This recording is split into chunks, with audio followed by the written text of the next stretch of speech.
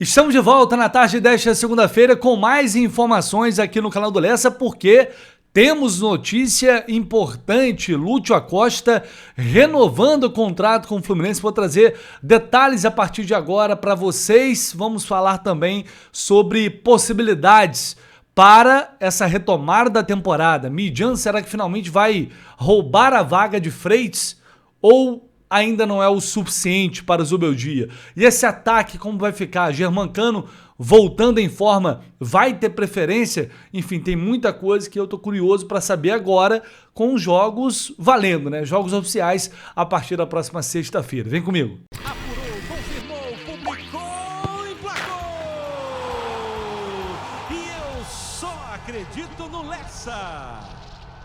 Sinta-se em casa, você que está todo dia aqui no canal do Lessa acompanhando as notícias do Fluminense, ficando sempre muito bem informado. Para você que está chegando agora, se inscreva aí, é muito importante. Conto com a ajuda de todos. Em breve, um dia, a gente chega na marca de 200 mil inscritos, mas isso só vai ser possível com vocês aqui chegando, dando essa moral, recomendando também, né, indicando o canal do Lessa aí para quem você conhece, nos grupos que vocês estão. E o like também, claro, ajuda, faça com que o YouTube possa recomendar os conteúdos, os vídeos aqui do canal. E eu de cara já vou para essa notícia do Lúcio Acosta, que foi publicada, uma apuração dos amigos do GE, publicada agora há pouco, nesta tarde, trazendo o seguinte: Lúcio Acosta tem uma renovação de contrato com o Fluminense encaminhada até 2029, sendo que ele tem contrato até esse ano, até ano que vem? Não. Ele tem contrato até 2028. E aí eu imagino que muita gente vai questionar por que renovar o contrato do Acosta agora. Qual o motivo ou necessidade, já que, enfim, tem muito tempo ainda de vínculo pela frente.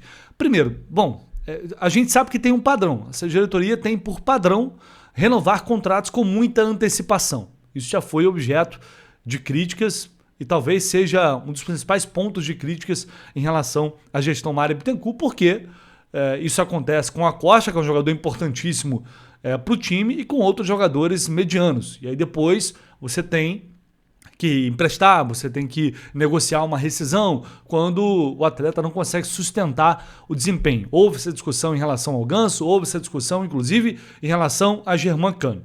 Pois bem, então a gente sabe que há uma tendência, há um padrão em sempre tentar antecipar essas renovações para garantir ali uma estabilidade ou algo desse tipo. Um outro motivo que eu imagino é um aumento salarial. Isso me pega um pouco porque o Lúcio chegou, não tem nem um ano. O Lúcio chegou em agosto do ano passado. A gente está em julho, vai fazer um ano da chegada do Lúcio. E eu acho que não tem como negar, né? Isso é óbvio. O Lúcio Acosta é hoje talvez o jogador mais importante do Fluminense, ou dois. Né? O time depende muito hoje do Lúcio Acosta. Isso é inegável. Então não está aqui em questão a qualidade e a importância dele para o time. Isso não tem debate. E aí me pega um pouco o fato de, cara, o cara jogando muito bem, maior parte do tempo e tal, mas assinou um contrato, né? E aí já tem que aumentar o salário, que com certeza não é baixo, porque ele não veio dos Estados Unidos ganhando baixo, ganhando pouco, né? Convenhamos. Ele não saiu da MLS para vir para o Brasil ganhando pouco. Então, o salário dele com certeza já não era baixo. E menos de um ano depois, já tem que estender o contrato para aumentar o salário. E isso pode ser um reconhecimento pelo trabalho dele, ou uma outra possibilidade talvez ele tenha recebido uma proposta, uma oferta, que para o Fluminense não faria sentido, mas que fez o Acosta valorizar e eventualmente pode rolar uma pressão de staff para, então aumenta o meu salário e a gente fica, mas dá um aumento. Enfim, eu acho que só isso explica, porque a gente tem até pelo menos mais 2 anos, arredondando aqui, 2 anos em que ele tem contrato e não poderia assinar pré-contrato com nenhum time. Mas se a gente colocar até o final do ano que vem, ou seja, mais 1 ano e meio, ainda assim o Fluminense teria uma margem de mais 6 meses para negociar antes de ele ter condições de sair e assinar um pré-contrato com outra equipe. Então tem muito tempo ainda. E esse tempo serve também para avaliação. Hoje o Acosta é um jogador muito importante para o time, né? Mas daqui a 2 anos, não sei, ele tem 32 anos, ao término do vínculo ele vai ter um contrato, ele vai ter 35 anos de idade. Para um cara que se cuida, para um cara que é atleta, é uma idade ok ainda, né? Que dá para você jogar aqui no futebol brasileiro. Mas não sabemos o que vai ser o futuro do Lúcio Acosta. O futebol aqui é tão dinâmico e muda tanto que em um ano, um mês, às vezes as coisas já mudam completamente de realidade. Então eu particularmente, e aí eu uso esse pensamento, esse critério para praticamente todos os jogadores, a exceção, claro, do jogador muito jovem, o Martinelli, por exemplo. Pô, é óbvio, né? Você vai assinar, vai renovar, bota mais 5 anos de contrato pro cara. O Hércules, você renova o contrato, já tem como renovar, renova, porque são jogadores jovens, com potencial de venda ainda, ou com muita longevidade pela frente, né? Não é o caso tanto do Acosta, que é um cara acima da média tecnicamente, mas que fisicamente a tendência agora é você ir perdendo força, é o natural. Infelizmente é a realidade, ainda mais pelo que o futebol exige hoje em dia. E o Acosta não tem muito para onde vai virar um atacante, não vai sair ali do meio de campo. Então é uma renovação que vem com muita antecedência. Isso não tem nada a ver em reclamar da permanência do Acosta. Pelo amor de Deus, né? É totalmente possível diferenciar as coisas aqui, ponderar. Porque depois, aí quando acontece lá na frente, daqui um ano, ou o cara não tá bem, ou o cara tá sofrendo muitas lesões e tal, aí lá na frente não adianta falar, né? Porque aí é muito fácil falar depois.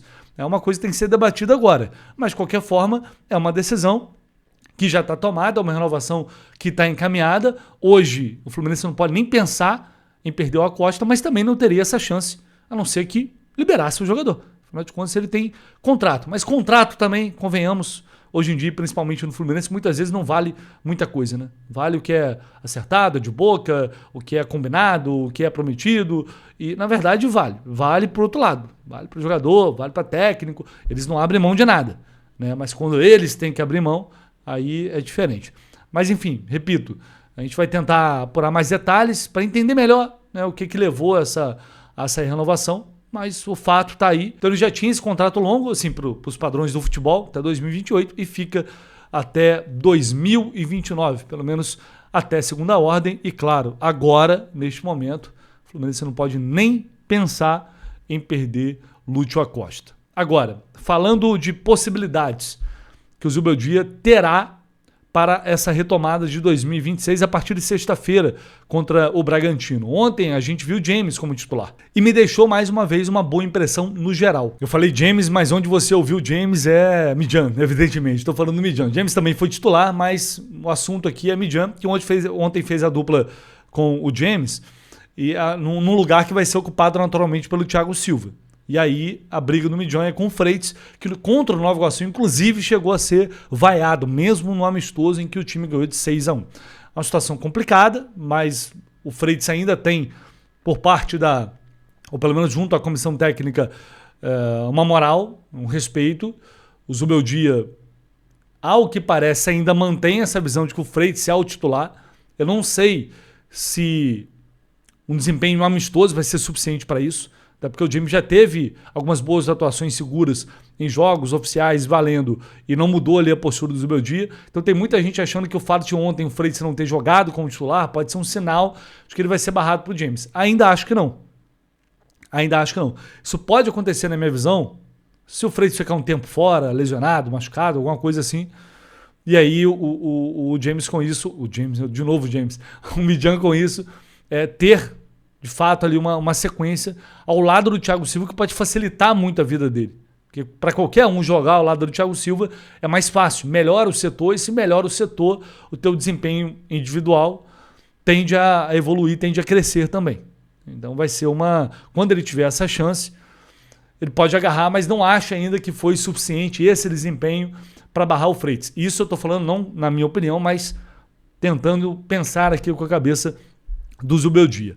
E no ataque, ele tem, e eu cheguei a comentar isso nos vídeos ontem, hoje pela manhã também cheguei a tocar nesse assunto, que é uma coisa que claramente ele vai utilizar, um 4-2-4, quando estiver perdendo, necessitando de resultado e de gol.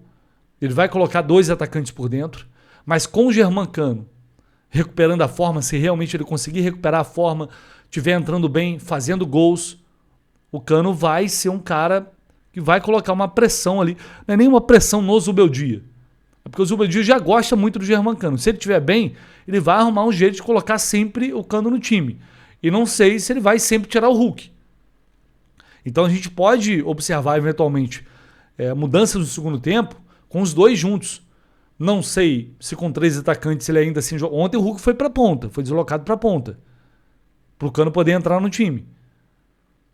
Será que numa situação de manutenção de 3 atacantes, ele tiraria, por exemplo, o Savarino ou o Canóbio para colocar Germancano mais centralizado e liberar um pouco mais Hulk, puxar para um 4-4-2? Ou só vai usar nesse momento em que de fato for partir para uma formação mais ousada com 2 centroavantes? O Zubeldia sinalizou algumas coisas, mas isso era um amistoso, era um momento de teste. Agora nos jogos é que a gente vai ver realmente o que vai funcionar e quem ganhou mais moral com ele. Não só nesses amistosos, mas no período de treinamento, que é, claro, um outro momento também importante, o dia a dia de avaliação da comissão técnica. Enfim, a gente vai ter algumas mudanças, fatalmente. São 2 jogadores que chegaram, Hulk e Thiago Silva, que vão entrar no time. Isso vai mexer com a equipe. E aí resta saber quem vai ter a preferência do Zubeldia quando ele tiver que mexer no time, os jogadores que vão entrar no segundo tempo. Hoje, isso é o que mais desperta a minha curiosidade. Beleza? Deixa aí sua opinião. O que você acha? O que você pensa ser melhor para o Fluminense a partir de agora em termos de time? Seu like também, se inscreva aqui no canal e a gente volta com mais notícias e mais informações em breve. Tamo junto, valeu!